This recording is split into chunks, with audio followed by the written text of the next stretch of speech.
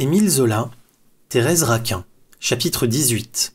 Thérèse, elle aussi, avait été visitée par le spectre de Camille pendant cette nuit de fièvre. La proposition brûlante de Laurent demandant un rendez-vous, après plus d'une année d'indifférence, l'avait brusquement fouettée. La chair s'était mise à lui cuire lorsque, seule et couchée, elle avait songé que le mariage devait avoir bientôt lieu. Alors, au milieu des secousses de l'insomnie, elle avait vu se dresser le noyer. Elle s'était, comme Laurent, tordue dans le désir et dans l'épouvante, et, comme lui, elle s'était dit qu'elle n'aurait plus peur, qu'elle n'éprouverait plus de telles souffrances lorsqu'elle tiendrait son amant entre ses bras. Il y avait eu, à la même heure, chez cette femme et chez cet homme, une sorte de détraquement nerveux qui les rendait pantelants et terrifiés à leurs terribles amours. Une parenté de sang et de volupté s'était établie entre eux.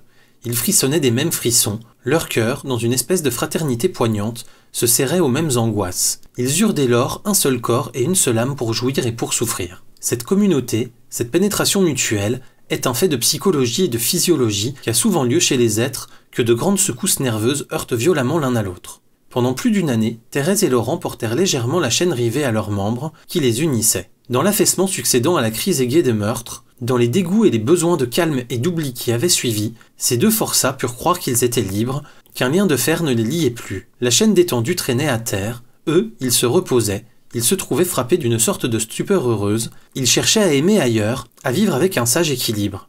Mais le jour où, poussés par les faits, ils en étaient venus à échanger de nouveau des paroles ardentes, la chaîne se tendit violemment, ils reçurent une secousse telle qu'ils se sentirent à jamais attachés l'un à l'autre. Dès le lendemain, Thérèse se mit à l'œuvre, travailla sourdement à amener son mariage avec Laurent.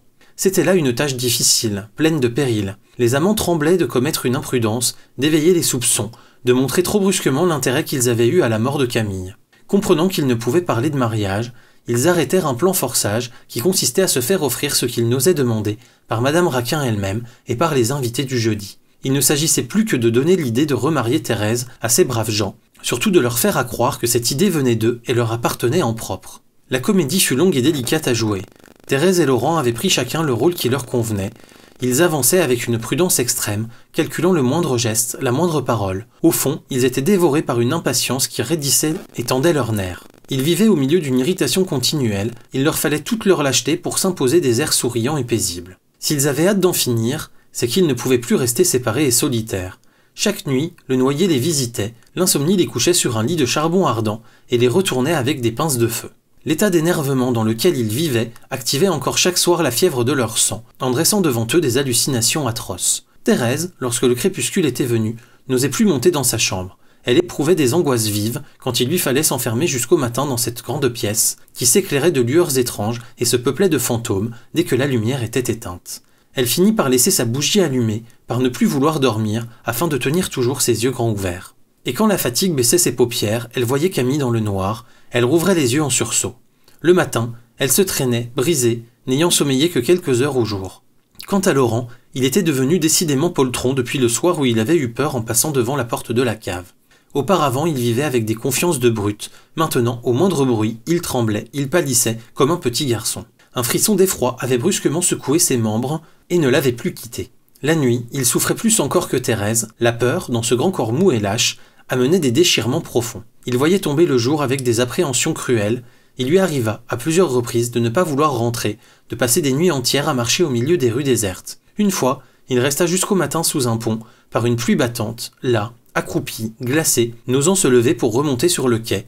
Il regarda pendant près de 6 heures couler l'eau sale dans l'ombre blanchâtre. Par moments, des terreurs l'aplatissaient contre la terre humide. Il lui semblait voir, sous l'arche du pont, passer de longues traînées de noyés qui descendaient au fil du courant.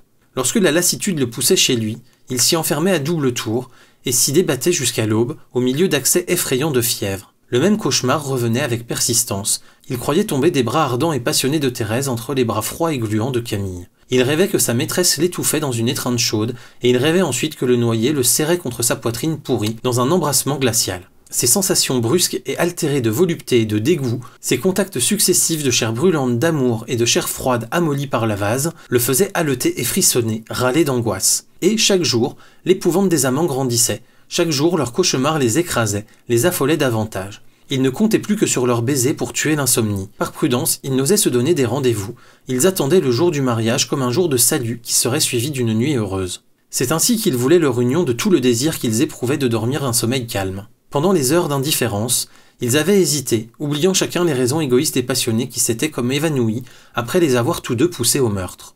La fièvre les brûlant de nouveau, ils retrouvaient au fond de leur passion et de leur égoïsme ces raisons premières qui les avaient décidés à tuer Camille pour goûter ensuite les joies que, selon eux, leur assurait un mariage légitime. D'ailleurs, c'était avec un vague désespoir qu'ils prenaient la résolution suprême de s'unir ouvertement. Tout au fond d'eux, il y avait de la crainte. Leur désir frissonnait, ils étaient penchés, en quelque sorte, l'un sur l'autre, comme sur un abîme dont l'horreur les attirait. Ils se courbaient mutuellement, au-dessus de leur être, cramponnés, muets, tandis que des vertiges, d'une volupté cuisante, alanguissaient leurs membres, leur donnaient la folie de la chute.